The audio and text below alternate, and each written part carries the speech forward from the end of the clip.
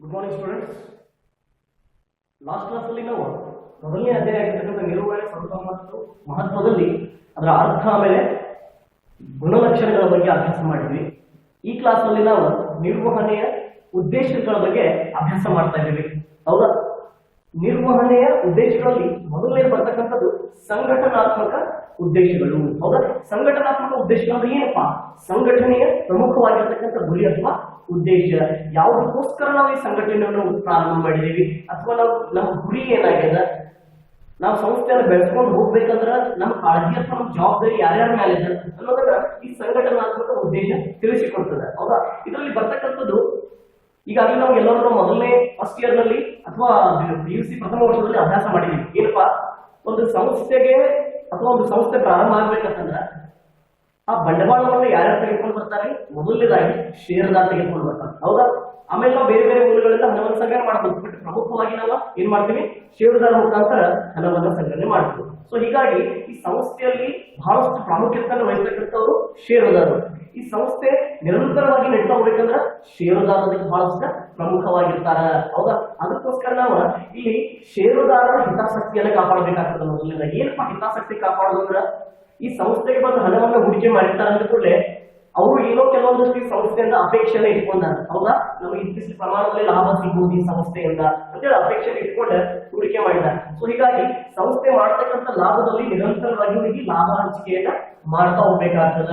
ಅದ್ರ ಜೊತೆಗೆ ಇನ್ನೊಬ್ರು ಬರ್ತಾರೆ ಇಲ್ಲಿ ಸಂಸ್ಥೆಯಲ್ಲಿ ಉದ್ಯೋಗಿಗಳು ಅಂತೇಳಿ ಬರ್ತಾರೆ. ಹೌದಾ?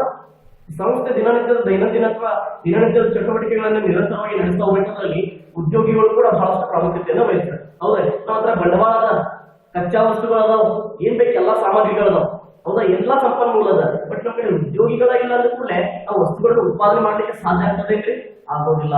ಹೀಗಾಗಿ ಉದ್ಯೋಗಿಗಳು ಕೂಡ ಬಹಳಷ್ಟು ಪ್ರಾಮುಖ್ಯತೆಯನ್ನು ವಹಿಸ್ತಾರ.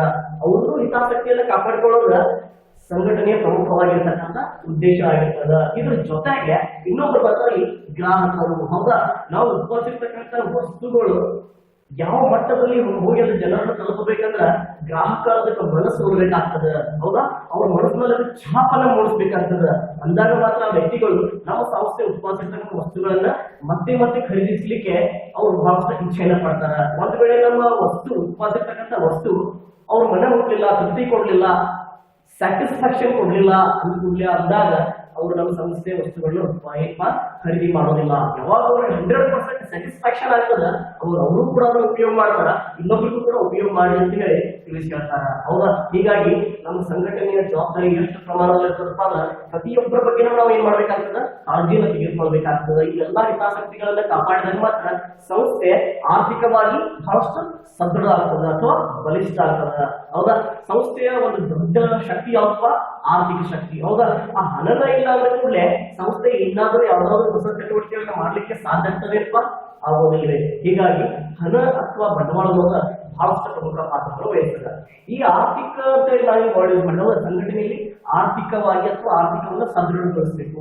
ಈ ಆರ್ಥಿಕ ಯಾವ್ಯಾವ ಕಾರಣಗಳಿಂದ ಅಥವಾ ಯಾವ್ಯಾವ ಅಂಶಗಳಿಂದ ಸದೃಢಗೊಳಿಸಬೇಕು ಅನ್ನೋದನ್ನ ಇಲ್ಲಿ 3 ಅಂಶಗಳಾಗಿ ಕೊಟ್ಟಿದ್ದಾರೆ. ಮೊದಲನೇದು ನೋಡೋಣ, ಅಸ್ತಿತ್ವ. ಹೌದಾ? ಸಂಸ್ಥೆ ಅಸ್ತಿತ್ವದೇನಪ್ಪ?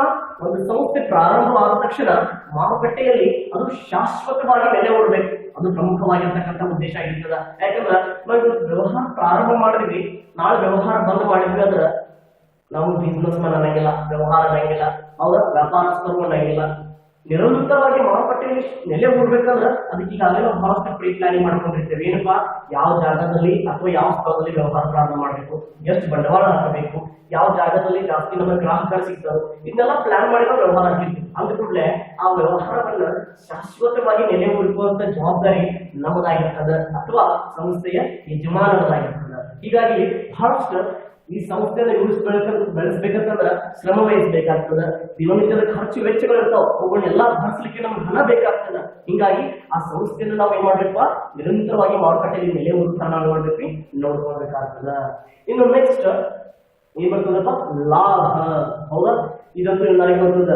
ವ್ಯವಹಾರ ಮಾಡೋ ಪ್ರಮುಖ ಉದ್ದೇಶ ಏನ್ರಿ? ಲಾಭ ಗಳಿಸೋದು. ಇದೆಲ್ಲರಿಗೂ ಗೊತ್ತು. ನಾವು ಫಸ್ಟ್ ಇಯರ್ದಿಂದ ನೋಡ್ತಾ ಇದ್ದೀವಿ. ಪ್ರತಿ ಸಲ ನಾವು ವ್ಯವಹಾರ ಶಬ್ದ ಬಂದಾಗ ವ್ಯವಹಾರ ಯಾಕೆ ಮಾಡ್ಬೇಕು ಅಂತ ಹೇಳಿ ಬಂದಾಗ ನಮ್ಮ ಆನ್ಸರ್ ನಮ್ಮ ಕೈಯಲ್ಲಿ ಒಂದೇ ಇರ್ತದೆ. ಏನಪ್ಪಾ? ಲಾಭದ ಸಲುವಾಗಿ ವ್ಯವಹಾರ ಮಾಡ್ತೀವಿ. ಬಟ್ ಬರೀ ನಮಗೆ ಲಾಭ ಆದ್ರೂ ನಡೆಯಂಗಿಲ್ಲ. ಗರಿಷ್ಠ ಮಟ್ಟದಲ್ಲಿ ಲಾಭ, ಮ್ಯಾಕ್ಸಿಮಮ್ ಪ್ರಾಫಿಟ್.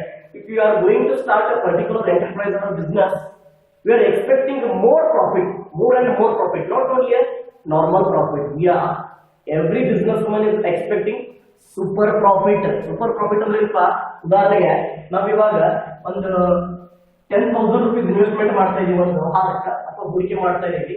10,000 ಹೂಡಿಕೆ ಮಾಡಿದಾಗ ನಾನ್ ಬೇರೆ ನಮ್ಗೆ ₹1 ಪ್ರಾಫಿಟ್ ಹಾಕಿದ್ರೆ ನಾರ್ಮಲ್ ಪ್ರಾಫಿಟ್ ಇದೆ, ಸಮಾಧಾನಕರ. ಹೌದಾ? ಇಷ್ಟ ನಾವು ಅಪೇಕ್ಷೆ ಮಾಡಂಗಿಲ್ಲ, ನಮ್ಮ ಅಪೇಕ್ಷೆ ಜಾಸ್ತಿ ಇರ್ತದೆ. ಎಷ್ಟಿರ್ತದಪ್ಪ, ನಾನು 10,000 ಇನ್ವೆಸ್ಟ್ಮೆಂಟ್ ಮಾಡ್ತಾ ಇದೀನಿ ಅನ್ಕೊಳ್ಳೆ, ಮಿನಿಮಮ್ ಇಲ್ಲ ನನಗೆ 15,000 to 20,000 ತರ ಪ್ರಾಫಿಟ್ ಆಗುತ್ತೆ. ಅಂದ್ರೆ ನಾನು ಮಿನಿಮಮ್ ಏನಿಲ್ಲ 5,000 to 10,000 ತರ ಪ್ರಾಫಿಟ್ ಆಗಲಿ ಅಂತ ಹೇಳಿ ಅಪೇಕ್ಷೆ ಮಾಡ್ತೀವಿ. ಹೌದಾ? ಹೀಗಾಗಿ ಪ್ರತಿಯೊಂದು ಸಂಸ್ಥೆ ಮಾರುಕಟ್ಟೆಯಲ್ಲಿ ನೆಲೆ ಊರ್ಬೇಕಾದ್ರೂ ಕೂಡ ಬೆಸ್ಟ್ ಇಂಪಾರ್ಟೆಂಟ್ ಅದ, ಅಷ್ಟೇ ಲಾಭ ಗಳಿಸೋದು ಬಹಳಷ್ಟು ಪ್ರಮುಖವಾಗಿರ್ತದ. ಯಾಕಪ್ಪ, ನಾವು ಗುಣಮಟ್ಟದ ವಸ್ತುಗಳನ್ನು ಜನರಿಗೆ ಕೊಟ್ಟಾಗ, ಜನ ಅದನ್ನ ಖರೀದಿಸಿ ತೃಪ್ತಿ ಪಟ್ಟಾಗ ಮಾತ್ರ ನಾವು ಲಾಭ ಗಳಿಸಲಿಕ್ಕೆ ಸಾಧ್ಯ ಆಗ್ತದೆ. ಒಂದು ವೇಳೆ ನಾವು ಉತ್ಪಾದಿಸತಕ್ಕಂಥ ವಸ್ತು ಜನರನ್ನು ತೃಪ್ತಿ ಪಡಿಸಲಿಲ್ಲ, ನಾವು ಲಾಭ ಗಳಿಸಲಿಕ್ಕೆ ಸಾಧ್ಯ ಆಗೋದಿಲ್ಲ. ಹೌದಾ?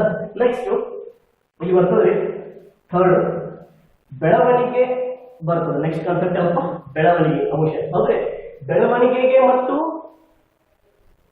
ಅಥವಾ ಇದಕ್ಕೆ ಇನ್ನೊಂದು ವರ್ಡ್ ಇದೆ, ಯಾವ್ದಪ್ಪ, ಇಂಗ್ಲಿಷ್ ನಲ್ಲಿ ನಾವು ಗ್ರೋತ್ ಅಂತ ಹೇಳಿ ಕರಿತೀವಿ. ಈ ಬೆಳವಣಿಗೆ ಅಥವಾ ಗ್ರೋತ್ ಅಂದ್ರೆ ಏನಪ್ಪ? ಹೌದಾ? ಬೆಳವಣಿಗೆ ಅಂತಂದ್ರೆ ಒಂದು ವ್ಯವಹಾರ ಸಂಸ್ಥೆ ಪ್ರಾರಂಭವಾದಾಗ ಕೇವಲ ಪ್ರಧಾನ ಕಚೇರಿಯನ್ನು ಹೊಂದಿರ್ತದೆ, ಒಂದೇ ಒಂದು ಕಚೇರಿಯನ್ನು ಹೊಂದಿರ್ತದೆ. ಹೌದಾ? ಅದು ದೊಡ್ಡ ಪ್ರಮಾಣದಲ್ಲಿ ವಹಿವಾಟು ಚಟುವಟಿಕೆಗಳನ್ನ ನಿರಂತರವಾಗಿ ನಡೆಸ್ತಾ ಹೋದಂಗ ವಿಶಾಲವಾಗಿ ಬೆಳೀತಾ ಹೋಗ್ತದೆ, ಬಹಳಷ್ಟು ವಿಭಾಗಗಳನ್ನು ಪ್ರಾರಂಭ ಮಾಡ್ತಾ ಹೋಗ್ತದೆ. ಅವಾಗ ನಾವು ಏನಂತ ಕರಿತೀವಪ್ಪ, ಬೆಳವಣಿಗೆ ಅಂತ ಹೇಳಿ ಕರಿತೀವಿ. ಅವಾಗ ಲಾಭದ ಪ್ರಮಾಣ ಕೂಡ ಹೆಚ್ಚಿಗೆ ಆಗಿರ್ತದೆ, ಉತ್ಪಾದನೆ ಪ್ರಮಾಣ ಕೂಡ ಹೆಚ್ಚಿಗೆ ಆಗಿರ್ತದೆ. ಹೌದಾ? ಹೇಳ್ತಾರೆ. ಅದ್ರ ಜೊತೆಗೆ ನಾವು ಮಾರಾಟದ ಗಾತ್ರ ಕೂಡ ಹೆಚ್ಚಿಗೆ ಆಗಿರ್ತದೆ. ಉದ್ಯೋಗಿಗಳ ಸಂಖ್ಯೆ ಅಂದ್ರೆ ನಾವು ಯಾವ ರೀತಿ ನಾವು ವಿಭಾಗಗಳನ್ನ ದೊಡ್ಡ ಪ್ರಮಾಣದಲ್ಲಿ ಬೆಳೆಸ್ತಾ ಹೋಗ್ತೀವಿ, ನಮ್ಮ ಉದ್ಯೋಗಿಗಳ ಸಂಖ್ಯೆ ಕೂಡ ಏರಿಕೆ ಆಗ್ತದೆ. ನಾವು ಉತ್ಪಾದನೆ ಮಾಡತಕ್ಕಂಥ ಸರಕುಗಳ ಸಂಖ್ಯೆ ಕೂಡ ಏರಿಕೆ ಆಗ್ತಾ ಹೋಗ್ತದೆ. ಸೊ ಇದರಿಂದ ನಮ್ಮ ವ್ಯವಹಾರ ಸಂಸ್ಥೆ ಬೆಳೀತಾ ಇಲ್ಲ, ಬೆಳವಣಿಗೆ ಹೊಂದ್ತಾ ಇಲ್ಲ. ಸೊ ಈ 3 ಅಂಶಗಳು ಸಂಘಟನಾತ್ಮಕ ಉದ್ದೇಶಗಳಲ್ಲಿ ಬಹಳಷ್ಟು ಪ್ರಾಮುಖ್ಯತೆಯನ್ನ ವಹಿಸ್ತಾವ. ಓಕೆ, ಇನ್ನು ನೆಕ್ಸ್ಟ್ ಬರ್ತದ್ರಿ ಸಾಮಾಜಿಕ ಉದ್ದೇಶಗಳು. ಏನ್ರಿ ಸಾಮಾಜಿಕ ಉದ್ದೇಶಗಳು ಅಂದ್ರೆ ಹೆಸರು ಹೇಳ್ತದೆ. ಸಾಮಾಜಿಕ ಅಂದ್ರೆ ನಾವು ವ್ಯವಹಾರವನ್ನು ಬಿಟ್ಟ ಪರಿಸರದಲ್ಲಿ ಅಥವಾ ಸಮಾಜದಲ್ಲಿ ಇಟ್ಕೊಂಡು ನಾವು ವ್ಯವಹಾರ ಮಾಡ್ತಾ ಇದೀವಿ ಅಂದ್ರೆ ಸಮಾಜದ ಬಗ್ಗೆ ಕೂಡ ಕಾಳಜಿ ಮಾಡ್ಬೇಕಾಗ್ತದ, ಸಮಾಜದ ಬಗ್ಗೆ ಕೂಡ ವಿಚಾರ ಮಾಡ್ಬೇಕಾಗ್ತದ. ಏನಪ್ಪ ಸಮಾಜದ ಬಗ್ಗೆ ವಿಚಾರ ಮಾಡೋದ? ನಾವು ವ್ಯವಹಾರ ಬಿಟ್ಟ ಹೋಗಿ ನಾವು ಬೇರೆ ಹೊರಗಡೆಗೆಲ್ಲ ಕೆಲಸ ಮಾಡಿ ಅಂತಲ್ಲ, ಪರಿಸರ ಸ್ವಚ್ಛ ಮಾಡಿ ಅಂತಲ್ಲ. ನೀವು ವ್ಯವಹಾರ ಮಾಡ್ಬೇಕು, ಪರಿಸರವನ್ನ ಸ್ವಚ್ಛಾಗಿರ್ಬೇಕು. ಯಾವ ರೀತಿ? ಪರಿಸರ ಸ್ನೇಹಿ ವಸ್ತುಗಳನ್ನು ಉತ್ಪಾದಿಸುವುದು. ಅಂದ್ರ ನಾವು ಉತ್ಪಾದನೆ ಮಾಡ್ತಕ್ಕಂಥ ವಸ್ತುಗಳಿಂದ ಪರಿಸರ ಹಾಳಾಗಬಾರದು, ನಾಶ ಆಗಬಾರದು, ಅಥವಾ ಯಾವುದೇ ರೀತಿಯಾಗಿರ್ತಕ್ಕಂಥ ಹೊಲಸಾಗಬಾರದು. ಅದನ್ನ ನಾವು ಏನ್ ಮಾಡ್ಬೇಕ, ಕಾಪಾಡಿಕೊಳ್ಳೋ ಜವಾಬ್ದಾರಿ ನಮಗಾಗಿರ್ತದೆ. ಅದ್ರ ಜೊತೆಗೆ ನಾವು ಮಾಡ್ತಕ್ಕಂತಹ ಉದ್ಯೋಗದಿಂದ ಸಮಾಜದಲ್ಲಿ ನಿರುದ್ಯೋಗ ಸಮಸ್ಯೆ ಹೋಗಾಡಬೇಕು, ಅಂದ್ರೆ ಉದ್ಯೋಗ ಅವಕಾಶಗಳ ಸೃಷ್ಟಿ ಆಗಬೇಕು. ಇದರಿಂದ ನಾವು ಸಮಾಜಕ್ಕೆ ಒಂದು ಕೊಡುಗೆ ರೂಪದಲ್ಲಿ ಕೊಡ್ತಾ ಇದೀವಿ. ಬರೀ ನಾವು ಲಾಭ ಗಳಿಸೋದ್ ಕಡೆ ಅಷ್ಟೇ ಉದ್ದೇಶ ಇಲ್ಲ, ನಾವು ಉದ್ಯೋಗ ಅವಕಾಶಗಳನ್ನು ಸೃಷ್ಟಿ ಮಾಡ್ತಾ ಇದೀವಿ, ಪರಿಸರ ಸ್ನೇಹಿ ವಸ್ತುಗಳನ್ನು ಉತ್ಪಾದನೆ ಮಾಡ್ತಾ ಇದೀವಿ. ಇದರಿಂದ ಸಮಾಜ ನಮ್ಮ ಸಂಸ್ಥೆ ಮೇಲೆ ನೋಡ್ತಕ್ಕಂಥ ದೃಷ್ಟಿ ಬಹಳಷ್ಟು ಒಳ್ಳೆ ರೀತಿಯಾಗಿರ್ತದೆ. ಇದರಿಂದ ನಮಗ ಒಳ್ಳೆ ರೀತಿಯಾಗಿರ್ತಕ್ಕಂಥ ಲಾಭ ಸಿಗ್ತದೆ. ಹೌದಾ? ಅದಕ್ಕೋಸ್ಕರ ಸಂಸ್ಥೆ ಬರೀ ತನ್ನ ಲಾಭ ಮಾಡಲಿಕ್ಕೆ ಸೀಮಿತವಾಗಿದೆ ಅಂತ ಹೇಳಿ ತಿಳ್ಕೊಂಡು ವ್ಯವಹಾರ ಮಾಡಬಾರ್ದು. ನಾನೊಂದು ಸಮಾಜದಲ್ಲಿದ್ದೀನಿ, ಒಂದು ಪರಿಸರದಲ್ಲಿದ್ದೀನಿ, ನಾನು ಉತ್ಪಾದಿಸತಕ್ಕಂಥ ವಸ್ತುಗಳಿಂದ ಯಾವುದೇ ರೀತಿಯಾಗಿರ್ತಕ್ಕಂತಹ ಹಾನಿ ಆಗಬಾರ್ದು, ಸಮಾಜಕ್ಕೆ ಯಾವುದೇ ರೀತಿಯಾಗಿರ್ತಕ್ಕಂಥ ನಷ್ಟ ಆಗಬಾರ್ದು. ಹೌದಾ? ಸೊ ಎಲ್ಲಾ ಅಂಶಗಳನ್ನು ಗಮನದಲ್ಲಿಟ್ಕೊಂಡ ಸಾಮಾಜಿಕ ಉದ್ದೇಶಗಳನ್ನ ಹೊಂದಿ ಸಮಾಜದಲ್ಲಿ ಕಾರ್ಯನಿರ್ವಹಿಸಬೇಕಾಗ್ತದ. ಓಕೆ, ಇನ್ನು ನೆಕ್ಸ್ಟ್ ಬರ್ತದೆ 3ನೇದು ವೈಯಕ್ತಿಕ ಉದ್ದೇಶಗಳು. ಹೌದಾ? ಹೆಸರೇ ಹೇಳ್ತದೆ ವೈಯಕ್ತಿಕ ಉದ್ದೇಶಗಳು ಅಂದ್ರೆ ಏನಪ್ಪಾ? ಈಗ ನಾವು ಮೊದಲನೇ ಉದ್ದೇಶದಲ್ಲಿ ಸಂಘಟನಾತ್ಮಕ ಅಂದ್ರೆ ಇಲ್ಲಿ ಬರೀ ನಾವು ಸಂಘಟನೆ ಬಗ್ಗೆ ಹಾಕಿಕಂತೀವಿ. ಷೇರುದಾರರು, ಉದ್ಯೋಗಿಗಳು, ಗ್ರಾಹಕರು, ಸರ್ಕಾರ, ಇವ್ರದಷ್ಟೇ ಈ ಸಂಘಟನೆ ಅಂದ್ರೆ ಇವ್ರಷ್ಟೇ ಬಂದ್ರು. ಹೌದಾ? ಸಾಮಾಜಿಕ ಅಂದ್ರೆ ವ್ಯವಹಾರ ಸಂಸ್ಥೆ ತನ್ನ ವ್ಯವಹಾರವನ್ನು ಬಿಟ್ಟು ಸಮಾಜದ ಬಗ್ಗೆ ವಿಚಾರ ಮಾಡ್ಲಿಕ್ಕೆ ಮುಂದಾಯ್ತು. ಇನ್ನು ನಾವು ವೈಯಕ್ತಿಕ ಅಂದ್ರೆ ಯಾರು ಬಂದಪ್ಪ? ಸಂಸ್ಥೆಯಲ್ಲಿ ಕೆಲಸ ಮಾಡ್ತಕ್ಕಂಥ ಕಾರ್ಮಿಕರು. ಹೌದಾ? ಈ ಕಾರ್ಮಿಕರಾಗಿರ್ಬೋದು, ಷೇರುದಾರರಾಗಿರ್ಬೋದು. ಹೌದಿಲ್ಲ? ಈಗ ಉದ್ಯೋಗಿಗಳು ಸಂಸ್ಥೆಗೆ ದುಡಿಲಿಕ್ಕೆ ಬರ್ತಾರಂದ್ರ ಎಲ್ಲ ಆಲ್ಮೋಸ್ಟ್ ಫ್ರೆಶರ್ ಇರ್ತಾರೆ, ಎಕ್ಸ್ಪೀರಿಯನ್ಸ್ ಇರ್ತಾರೆ, ನುರಿತವರು, ಅನುಭವ ಹೊಂದಿರ್ತಕ್ಕಂಥ ಉದ್ಯೋಗಿಗಳು ಕೂಡ ಇರ್ತಾರೆ. ಇನ್ನ ನಾವು ಫ್ರೆಶರ್ ದೇವರಪ್ಪ, ಇನ್ನು ಜನ ನಮ್ಗೆ ಅನುಭವ ಇಲ್ಲ ಕೆಲಸ ಮಾಡಿದ್ದ.